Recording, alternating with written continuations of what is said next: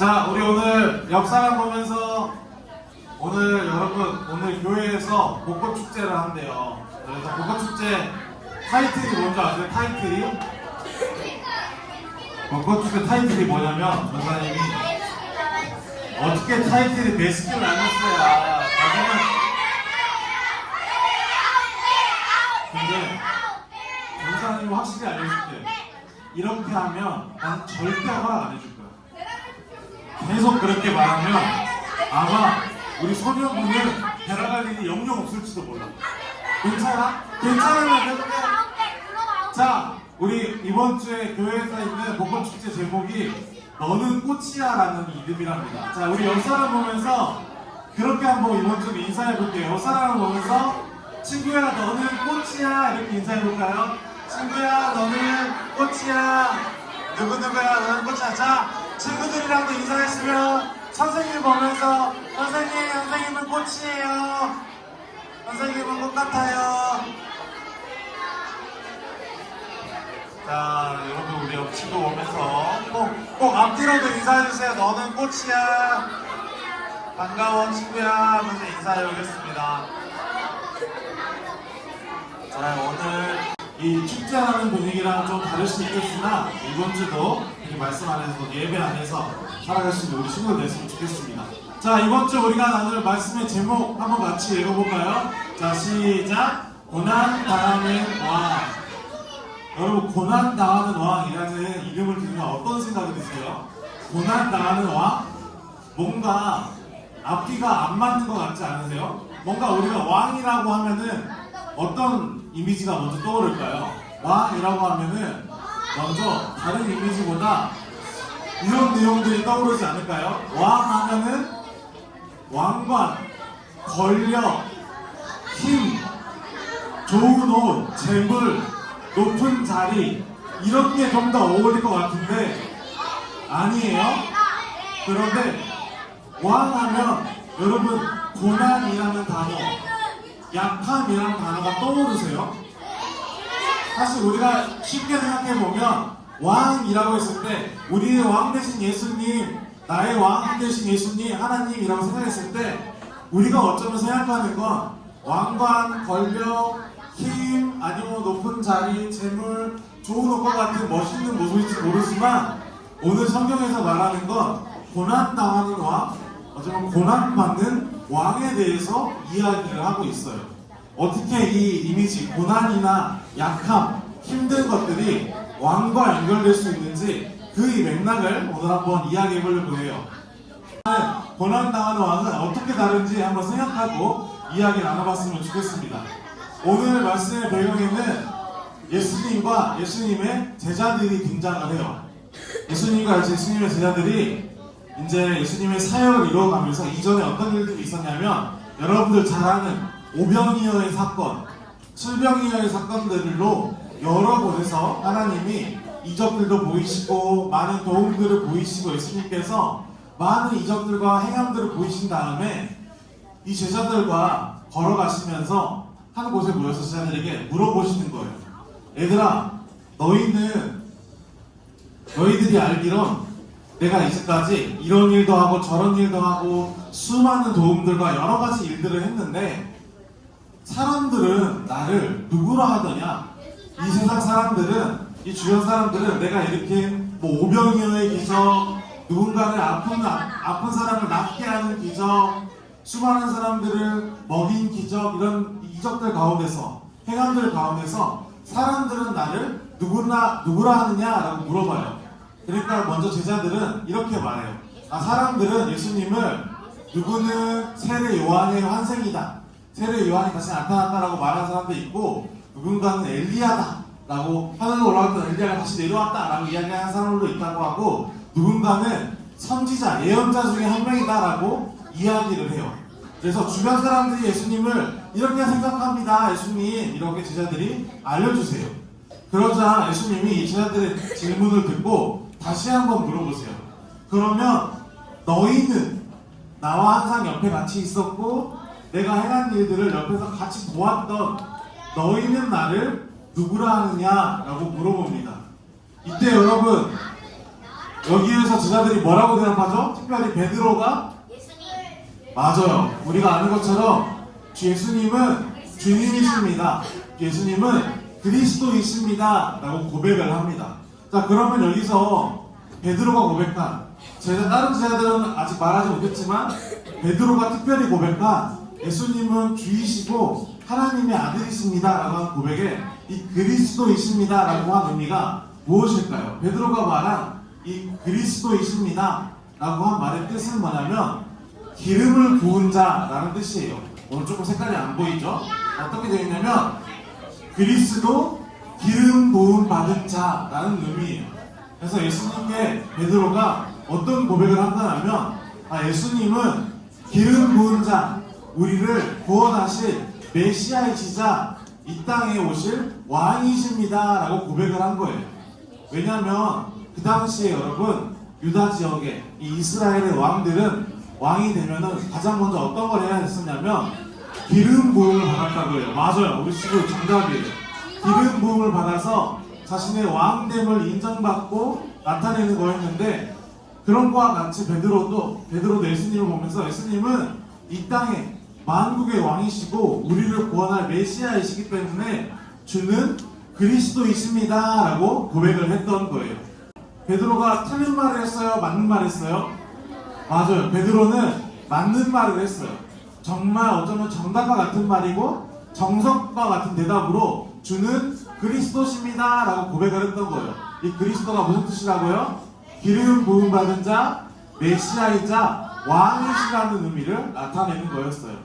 그런데 예수님은 이 베드로의 고백을 들은 다음에 정말 베드로야 너가 나를 그리스도로 올바르게 생각하는지 정말 너가 생각하는 왕이 내가 되고자 하는 예수님께서 이 땅에서 보이고자 하시는 것과 같은지를 다시 한번 이렇게 물어보세요.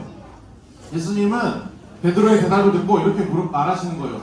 근데 나는 이 땅에 와서 아까 우리가 처음에 봤던 것처럼 좋은 옷을 입고 큰 권력을 가지고 큰 힘을 가질 사람으로 온 게 아니라 나는 이 땅에서 고난받고 힘들고 약한 존재들을 위해서 십자가에 달려서 죽은 후에 사흘 후에 다시 태어날 이런 하나님의 일을 할 왕이자 메시아로 이 땅에 왔어 라고 이야기를 합니다.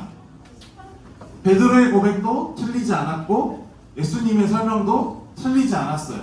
베드로는 예수님은 그리스도십니다. 이 땅에 오실 우리의 메시아, 구원자이시자 이 땅에 계실 왕이십니다 라고 이야기를 했고 이 답을 들은 예수님께서도 맞아 나는 왕인데 나는 어떤 왕이냐면 이 땅에 와서 고난받고 힘들고 약한 사람들을 위해 죄 지은 사람들을 위해 내 생명마저 내어주고 다시 부활할 하나님의 일을 할 왕이야 라고 답을 해주셨던 거예요. 굉장히 독특한 반응을 보여요. 주는 그리스도십니다. 살아계신 하나님의 아들이십니다 라고 고백했던 베드로가 예수님의 이 설명을 듣자 어떻게 얘기하냐면 예수님 안 됩니다. 예수님은 그러시면 안 돼요. 예수님은 죽으시면 안 되고 고난받으시면 안 되고 다 약하시면 안 돼요. 예수님은 왕이시니까 그러시면 안 되는 거예요 라고 하면서 항명을 했던 거예요. 반항을 했던 거예요. 아니에요. 예수님은 그런 일을 하시면 안 돼요.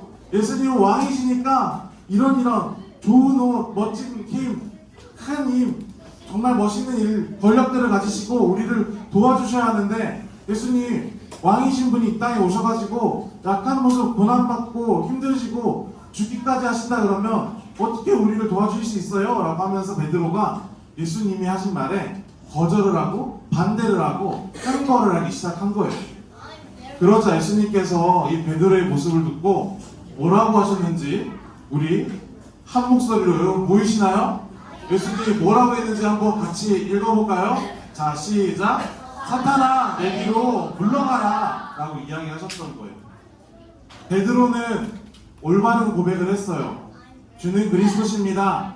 살아계신 하나님의 아들이세요 라고 고백을 했고 예수님께서는 맞아 나는 그리스도고 살아계신 하나님의 아들이어서 나는 어떤 목적으로 이 땅에 왔는지를 설명해 주셨는데 갑자기 베드로가 아니에요 하나님 예수님은 그런 일 하시면 안 돼요 라고 이야기하자 예수님께서 참 무서운 말을 하세요. 베드로를 보고 사탄아 내 뒤로 물러가라 라고 이야기를 하셨던 거예요. 왜 그랬을까요? 베드로랑 예수님이랑 베드로가 생각하는 왕의 모습, 예수님께서 이 땅에 하고자 하셨던 이 왕의 모습이 너무나 달랐던 거예요. 베드로가 말로는 주는 그리스도십니다, 살아계신 하나님의 아들이십니다 라고 정답과 같은 말을 하였지만, 사실 이 베드로가 생각하는 왕의 개념과 예수님께서 이 땅에 행하실 왕의 모습이 너무나도 달랐던 거예요. 그런 모습을 먼저 떠올렸을 것 같아요. 예수님과 함께 있으면 예수님께서 이전에 먹을 것도 해결하시고 사람의 아픔도 해결하시고 심지어 죽음도 해결하셨으니까, 내가 예수님과 함께 있는다면, 예수님이 어느 순간 왕이 되신다면 나도 예수님 옆에서 예수님의 권력도 나눠갖고 힘도 나눠갖고 좋은 음식도 나눠 먹을 수 있을 테니까 내가 예수님을 왕으로 모시면서 구주로 고백하면서 함께 해야지 라고 고백했지만, 예수님께서 이 땅에 오셔서 하실 왕으로서의 모습은 베드로의 모습과는 너무나 달랐던 거예요. 베드로는 화려하고 힘세고 높은 자리에 있는 이 왕으로서의 모습으로 예수님을 고백했다면, 예수님께서 자신의 왕됨을 고백했을 때는 낮은 곳에서 힘든 곳에서 고난받고 아픈 자들을 위해 자신의 생명까지 놓아주는 이런 왕의 모습을 고백하셨던 거죠.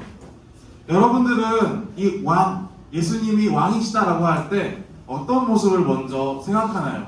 여러분들은 예수님의 고백처럼 낮은 곳에서 고난받으셔서 우리를 위해서 목숨까지 내어주시는 이 고난받으시는 왕의 모습을 기대하시나요? 아니면 언젠간 나의 삶에 와서 나의 모든 어려움을 해결하시고 나의 힘듦을 다 채우시고 나의 부족함도 넉넉히 채우셔서 내가 풍성하니 즐겁고 행복할 수 있게 해주시는 왕으로서의 예수님을 기억하시나요?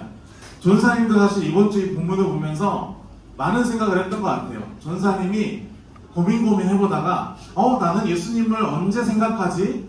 예수님을 언제 찾지? 라는 걸 생각해 볼 때 전사님 머릿속에 예수님을 찾을 때는 항상 내가 힘들 때, 내가 어떤 도움이 필요할 때, 내가 너무 힘들어서 노력하기 싫은 일들을 쉽게 해결하고 싶을 때 예수님을 찾았던 것 같아요.